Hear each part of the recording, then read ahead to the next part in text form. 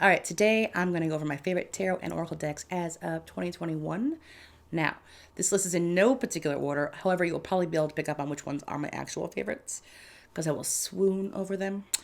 And if you're looking to get your very first deck, I would recommend actually getting a Rider-Waite deck, which is not going to be in this video. Last disclaimer, if you don't know the difference between a tarot deck and an oracle deck, I made a video on that like a year ago. I'm not real proud of it, but I'll link it below anyways. And that goes over the difference. So without further ado, let's get into it. My tarot card assessments basically go by three categories. One is cardstock, and I'm super anal about my cardstocks. Like if it's not a good shuffle kind of deck, if I can't shuffle it and it feels good, I'm mad. Okay. Secondly is the artwork, which is obviously very subjective. So this is going to be based on my own personal taste.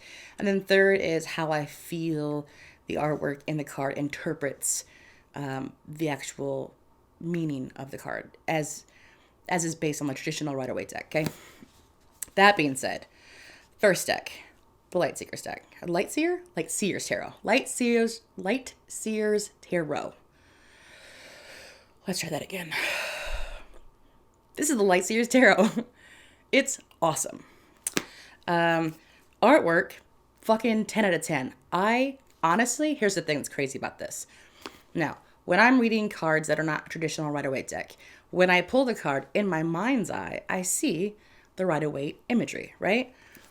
Crazy thing has happened where there are several cards in this deck where I actually now use that automatically in my mind's eye because I almost feel like it gives me a better handle and a better interpretation. Like I have genuinely gotten a deeper understanding of tarot from this deck, which is crazy. Like the way that they depict it, I was like, oh shit, that makes sense. Like the archetypal energy is conveyed differently in a way that adds layers and meaning to how I understand the cards.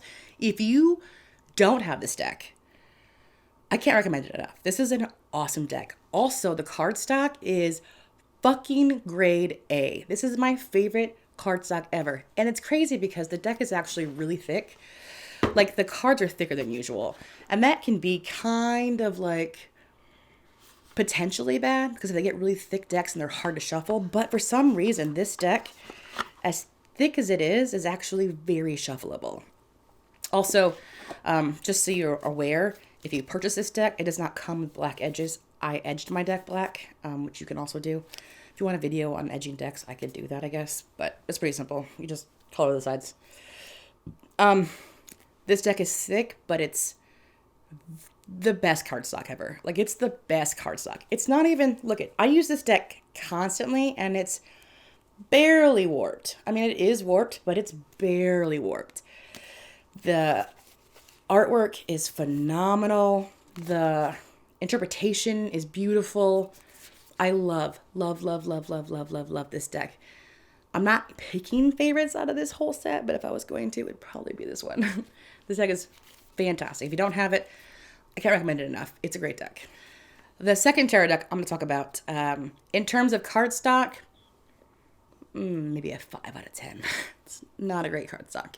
I find it to be very stiff. It's kind of plasticky, really glossy. Not a great shuffle deck, in my opinion. I bridge shuffle a lot, and it's also, I think, already pretty warped. And it warps easily, but it doesn't shuffle well, which is super annoying.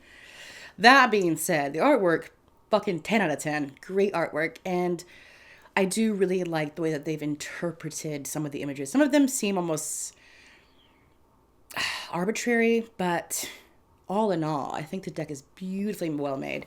Also, the box is gorgeous, right? I'm a huge fan of the color palette in this deck. Like, the color palette of it. I can see that it's reflecting in the lens of the camera. That's how glossy it is. Like, it's a very glossy, kind of plasticky deck. That's what I'm talking about the cardstock for. It's not a great cardstock. It doesn't shuffle well. But it is absolutely gorgeous. Like, it's a gorgeous deck, and I do really like it. Also, I will say this deck is new to me. I haven't had this deck for very long, maybe 2 months. So it's kind of new to me. That being said, I am starting to reach for it a little more. It's not So I don't reach for it a lot, but it is really nice, and I still would recommend it. If you're somebody who collects decks and you don't have this one, for sure get it. The next deck is the Spellcaster Tarot. Now, I'm pretty sure it's been out for a while, but I got it in 2020. And when I first got it, I kind of didn't really like it. Like, it seemed, something about the energy of it seems dark. In a way that I don't care for. Like, I almost felt like, for a while, I felt like it was slanty, my readings. Like, you know how some decks, if you're somebody who has a lot of decks, and you'll know what I'm talking about. You know, some decks, you reach for it because you're like, this will give me a gentler reading, and I don't want my ass handed to me today. I feel like this one did the opposite. Like, when I first got it, I was like, nah, that deck is always telling me my life is ending. Like, I don't want to talk to it anymore. But slowly, I started to reach for it more and more, and now I've actually come to really like it, and it's also a great clarifying deck. Now, in terms of cardstock, it's weird, because when I first picked it up, I was pissed, because it's a very, very thin, very, very flimsy, very, very glossy cardstock. You can see, it's a very glossy, very thin cardstock. That being said, it shuffles like a fucking dream. Like, it's honestly one of the most pleasurable decks to shuffle. And I really enjoy it. So, cardstock, good. Artwork, beautiful. Like, it does have really pretty artwork. Interpretation, now that's where I'm going to complain a little bit. This deck switched the elemental associations between the swords and the wands. In this deck, the swords are fire and the wands are air. So, if you're somebody who reads tarot, you might also find that to be a little irritating. So there's that. And it's kind of okay. I usually interpret them normally anyways, but with some of them, it's kind of difficult because some of them will just have, you know, like the Ace of Swords, for instance, is a sword just with flames around it. And it's very like, that doesn't feel like the traditional meaning at all. And that's one of those things. So like, low points on the interpretation. That being said, it is a really cool deck. And the additional thing that I love about this deck, makes it unique and cool. Each card in the book, which, by the way, it's a full color book. It's pretty amazing. In the book, it gives you the magical uses for every card. Like, it tells you how you could use this card in a ritual and what it would be good for, which is pretty cool and handy. So, like, it's a deck you can reach for when you're doing, say, moon rituals, and align your intentions with the card that aligns with it and add it to your altar space. And the book kind of walks you through that, which is an additional cool factor for the deck. So, like, bonus points. Now, this tarot deck, I pre-ordered this deck. I was so fucking excited about it. And I'll tell you what's really cool about it. So, this deck, which is called the Tarot of the Divine, what they did was they compiled, and I don't know who they is. I will fuck this name up. Yoshitani. Definitely just murdered that name. I'm so sorry. Now, what they did was they took folklore, fairy tales, folklore, and what does it say? Deities, folklore, and fairy tales from all around the world. And they took specific deities, folklores, or fairy tales that that's associations was specific with the traditional Rider-Waite interpretation, and then made cards based on those folk tales or fairy tales or deities. And in the book, it'll tell you like what native culture it comes from, or what country, or whatever, what the basic storyline is, so you could actually go and research that story more. It gives you like a Cliff Notes version in the book. But it's so cool and so informative. All right, so the Devil card. In this deck, it shows like a snake on fire weaving through the forest. And it says, oh, I can't pronounce this correctly for sure. Boiatata? So sorry. It's from Brazil. It's a Brazilian mythology. And it says, the devil gives in to the ego, lusting for unnecessary or harmful things, unwilling to leave negative situations. It is a dragon sitting upon a pile of gold it does not need, a person setting a forest on fire for their own gain. and it gives you kind of the origins of the myth that they're pulling for the artwork for that card. Every piece, every card is a different fairy tale, deity, or story from somewhere. And it's so cool. Also, artwork, 10 out of 10. As a side note, your deck will not be blue on the sides. I also edged this deck. The artwork is beautiful, and here's what I love. I don't know if the camera will pick it up or not, but these cards have a texture. You hear that? It has a texture on it, and they feel so good to shuffle. And it's a great cardstock, good texture, good artwork, so well thought out. The only thing is, there's only one caveat. I don't reach for this deck very often because it's not intuitive to me. The artwork doesn't necessarily represent traditional Rider-Waite interpretations, right? They're from various myths. Those myths then are about the traditional meaning, but the artwork doesn't necessarily imply it. So unless you know the folklore, it's not intuitive. That's the one issue I have. Like, I mean, I can read it. It says Knight of Cups on it. But, like, there's a thing that happens in my brain where I look at it and it doesn't look like... Here we go. Prime example. Six of Coins, okay? Six of Coins traditionally has the guy, and he's like, blah, blah, blah. And it's about reciprocation and or reciprocity and blah, blah, blah. And this one, it's a lady letting a bee or a bug out of a can with a cat behind her. Like, my brain is like, what am I looking at? How does this have to do with the meaning of the card? You know, so that's the one downside. Like, it's definitely not a deck you want to learn with. Like, you definitely want to know your tarot cards well before you try to use this deck, because the images aren't necessarily symbolic of the traditional meanings. This is the next to last tarot deck. It's the last one, but I have an honorable mentions. This is the Psychic Tarot. Now, here's the thing. It's kind of a tarot deck. It's kind of not a tarot deck. It is, but it's not. It's like a tarot deck, oracle deck hybrid, because it has no court cards. So no kings, queens, pages, or knights, right? It also has the addition of 7 chakra cards. And they are not named traditionally. Now, the major arcana are going to have the same numbers on them. You know, like number 1 is the Magician. It'll say a number 1 on it. They all have numbers on them. But after, like, all the minor arcana, they don't have, like, 1 and then pentacles or anything like that. They just have the numbers. They're color coordinated. So, like, the pentacles, I think, is red, and the wands are purple. Like, each border is a different color.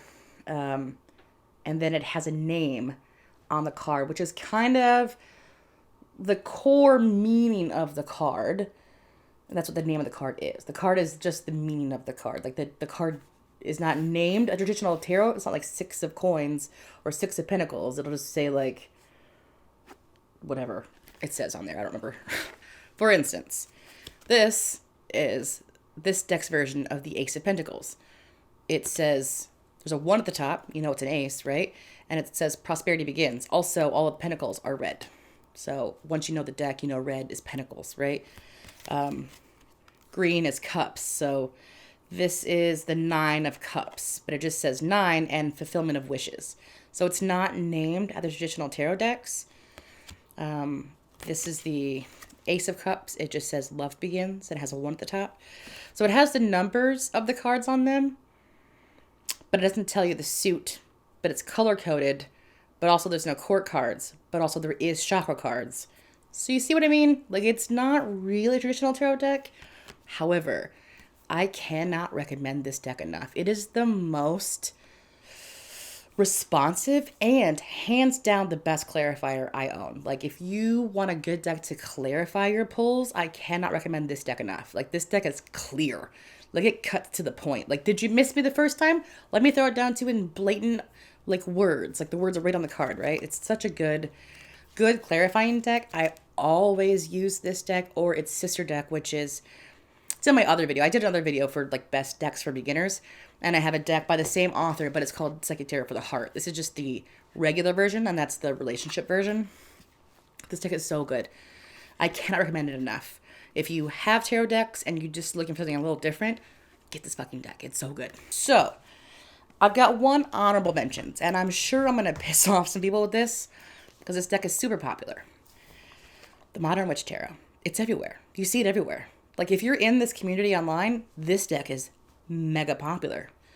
And this for good reason. The artwork is stunning. Like the artwork is so good, and it follows the traditional Rider-Waite imagery. So it's just a modern version with the same basic imagery. There's some alterations, but the same, like when you look at it, it looks like the traditional tarot deck, right? And the artwork is good. The color palette is beautiful. It is inclusive and female-centered. That's awesome. Ready for me to complain about it? It is the most unshuffleable deck I've ever had in my fucking life. This is the shittest cardstock I've ever held. It doesn't shuffle. It doesn't shuffle. This deck is like straight up plastic. Like, this is plastic. It's plastic. These are plastic cards. This is not a cardstock. This is not a paper base. It's like plastic. It's so pretty, right? It's so pretty. The backs are pretty. It's fucking beautiful, right? Also, I'm pretty sure these are not symmetrical. Oh, no, they are. No. Yeah, they are. We're good. It's beautiful. The box is beautiful. The artwork is beautiful. It's based on the traditional, like this is obviously altered. Like this is strength. That's not what it normally looks like on traditional tarot deck, but you can see how it looks kind of like it. That's what I'm saying. Like it's based on it. There's a Knight of Swords, right? That looks like the traditional tarot deck, but modernized. It's cool. It's really cool. I really like it. If they would reprint it in a decent cardstock, I would be the #1 supporter. But it's fucking plastic and I can't shuffle it. Like, I can't shuffle it. I shuffle a lot of cards, a lot of big decks, big fat oracle decks. This deck, I cannot bridge shuffle for shit. I'm so mad. Like, if you would just reprint it on a good cardstock, it would be the best deck. It would be so good. It would hands down beat everything else I just talked about. But it's not, because it's on fucking plastic. It's just, why? Why did you ruin this? It could have been so great. So honorable mentions, it's a beautiful deck. It's a beautiful deck. And if you're somebody who only overhand shuffles, like if you don't bridge shuffle and you only overhand shuffle, you would love this deck, I'm sure. I bet it's great for that. Also, this is like the thickest tarot deck I have. The cards are so thick and also plasticky. So they just don't shuffle. It just sucks for that. So yeah, that's my one. Honorable mentions because it's done well. Except they printed it on the shittiest cardstock ever. So, sorry if you're mad about that, but I'm not wrong. I'll stand by that all day. I will die on this hill. I'm tarot cardstock. Now we go on to oracle cards. The gentle cards of cartomancy, right? If you have done any amount of looking online for oracle decks, I'm sure you've already seen this one. It's a Starseed Oracle. I'm pretty sure I made a video about a year ago, which was best tarot and oracle decks for beginners. And I included her first oracle deck, which was Work Your Light. And Work Your Light is still my go-to. Like, I grab that deck all the time. I love that deck. I still think I like that deck more than I like this one. So if you don't have her other one and you're debating, I'd recommend getting her original one first. This is really good, though. It's a close second to her other deck, which is great because she only has 2. So now I should say this, when it comes to oracle decks, the card stock assessment becomes very less relevant because oracle decks are oftentimes oversized and unshuffleable anyways. There is still some complaint about it, but for the most part, a lot of these decks I don't bridge shuffle anyways. I don't read reversals in oracle cards, so I don't really have to. I will bridge shuffle them, but with cardstock, it doesn't really matter to me. I will, however, tell you, how cool is this fucking box? Like, come on, that is a good design. The cards are beautiful, as like her other ones are. They're like very woo-woo-y kind of composites with... It's the kind of oracle deck where you don't need the book. Like, all the information you need is right here. This one says... I remember Soul Plan, the fated life versus the destiny life. Now, you could read the book to get more information if you wanted to, which is tucked in here also. But most of these cards have all the information you need right on them. They're just additions. They're oracle cards, you know. They're great for ending. I always end my tarot readings with oracle cards. Like, the tarot cards will run me through the mud. And then oracle cards will, like, pat me on the back and tell me that it's okay. So, I could not wait to get my hands on this deck. And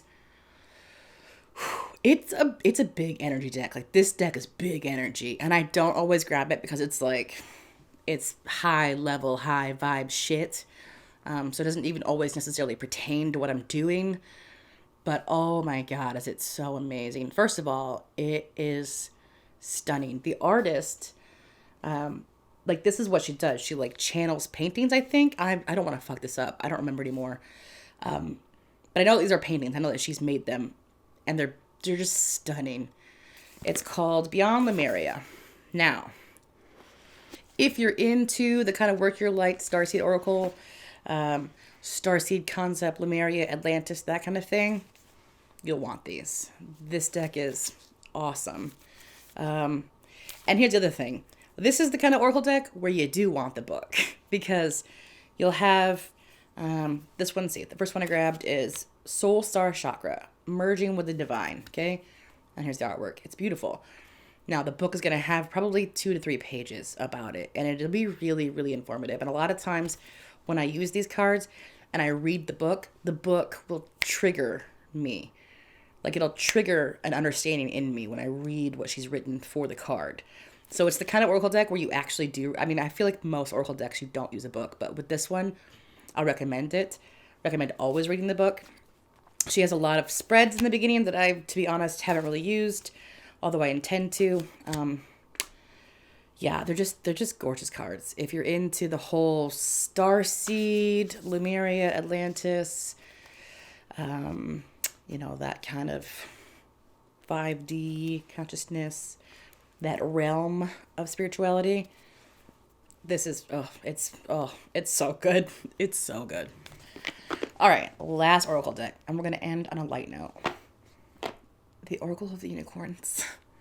I love this deck. I love this deck so much. I use it all the time. Like, it's a default. If I'm doing a reading, throw a unicorn on that bitch. When I'm giving somebody else a reading, I throw a unicorn on that bitch. Like, I'll give somebody a reading and they'll just be like, oh God, all right, well, it's a lot of information. And I'll be like, wait, let's get you a unicorn, shall we? And then I pull them a unicorn, because that shit is, it's great. The unicorns are always great. There are some darker unicorns in here, but even then, it's like the message that it comes with is empowering. First of all, the artwork is borderless. I love borderless cards. I love them. I like the artwork to go all the way to the edge. It's great. They're all mystical and beautiful, and it's one of those decks where you have no need for the book. All the information is right here. This one's called Flow. Find an easier path forward, surrender the outcome, release your expectations. You know, I just realized, I don't know why I'm reading the cards that I'm reading, but I feel like some of you out there are going to know why I'm reading those cards. And you're going to be like, this bitch and her synchronicities. So anyways, surrender. Just, look, this one's got butterflies on it. It makes me so happy. Listen, I'm somebody who, you know, I tend to lean dark, aesthetically speaking. I tend to wear black. I don't always, sometimes I wear really light, fun colors. It's really mood oriented, but this deck is so light and happy and fluffy, and it makes me happy. And the messages are always positive. This one is balance. Take time to relax, indulge a little more or less, set boundaries with your work. It's just so pretty. It's so pretty. So if you just want, it's one of those kind of big archetypal energy oracle decks. Not super deep, just like a good overall, but I do feel like it is pretty responsive. I do feel like it tends to be pretty spot on, you know? It's a good deck. I love them. I love every unicorn in this deck. So yeah, if you like unicorns and you want something big and light and fluffy and happy, Oracle of the Unicorns, recommend it. It's great. I've fallen in love with it. I use it all the time. So if you found this video to be helpful or useful or entertaining, or you appreciate me in any way whatsoever, a thumbs up, a comment, or a subscribe would be really appreciated. It helps me out a lot. If you have any video requests, leave a comment. If you're not following me on social media, see you. Have a good day. I don't know. I hate video endings. They're as bad as intros. They're both awkward. Bye.